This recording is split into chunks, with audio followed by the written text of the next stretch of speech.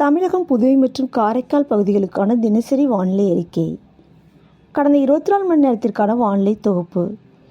தமிழகத்தில் ஒரு சில இடங்களில் மழை பெய்துள்ளது. காரைக்கால் பகுதியில் மிக லேசான மழை பதிவாகியுள்ளது. புதுச்சேரியில் வறண்ட வானிலை நிலவியது. கடந்த 24 மணி நேரத்தில் பதிவான மழையளவு: திருநெல்வேலி ஊத்தில் 5 சென்டிமீட்டரும், திருநெல்வேலி காக்காட்சி, மாஞ்சோலை ஆகிய பகுதிகளில் தலா 4 சென்டிமீட்டரும், ராமநாதபுரம் ராமேஸ்வரத்தில் 3 சென்டிமீட்டரும், ராமநாதபுரம் பாம்பன், தங்கச்சி மடம் ஆகிய பகுதிகளில் தலா 2 சென்டிமீட்டரும், ராமநாதபுரம் மண்டபம், நாகப்பட்டினம் ஆகிய பகுதிகளில் தலா 1 சென்டிமீட்டரும் மழை பதிவாகியுள்ளது.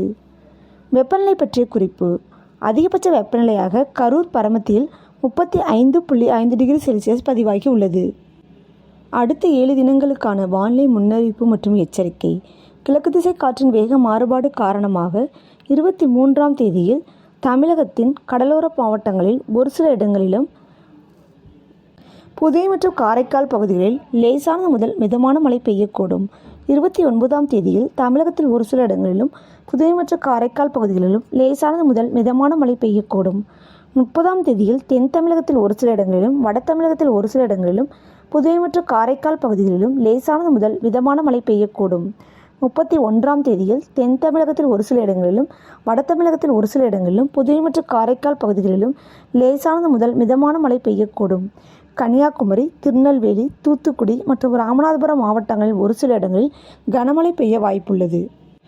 1ஆம் தேதியில் தென் தமிழகத்தில் ஒரு சில இடங்களிலும், வட தமிழகத்தில் ஒரு சில இடங்களிலும், புதுவை மற்றும் காரைக்கால் பகுதிகளிலும் லேசானது முதல் மிதமான மழை பெய்யக்கூடும். கன்னியாகுமரி, திருநெல்வேலி, தூத்துக்குடி மற்றும் ராமநாதபுரம் மாவட்டங்களில் ஒரு சில இடங்களில் கனமழை பெய்ய வாய்ப்புள்ளது.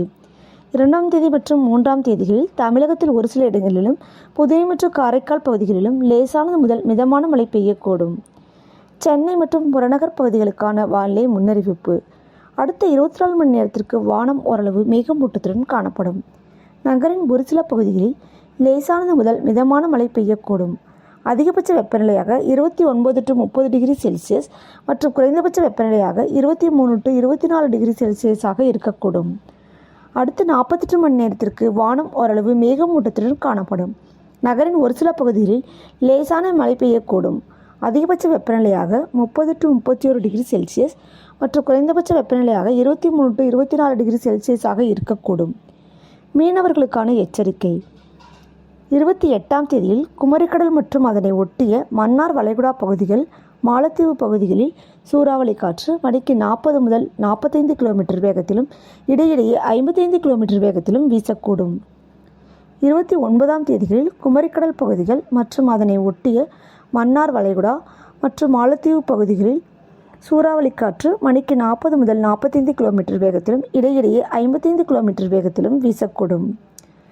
30ஆம் தேதி மற்றும் 1ஆம் தேதிகளில் குமரிக்கடல் மற்றும் அதனை ஒட்டிய மன்னார் வளைகுடா பகுதிகளில் சூறாவளி காற்று மணிக்கு 40 முதல் 45 கிலோமீட்டர் வேகத்திலும், இடையிடையே 55 கிலோமீட்டர் வேகத்திலும் வீசக்கூடும். மேற்குறிப்பிட்ட நாட்களில் மீனவர்கள் இப்பகுதிகளுக்கு செல்ல வேண்டாம் என்று அறிவுறுத்தப்படுகிறார்கள்.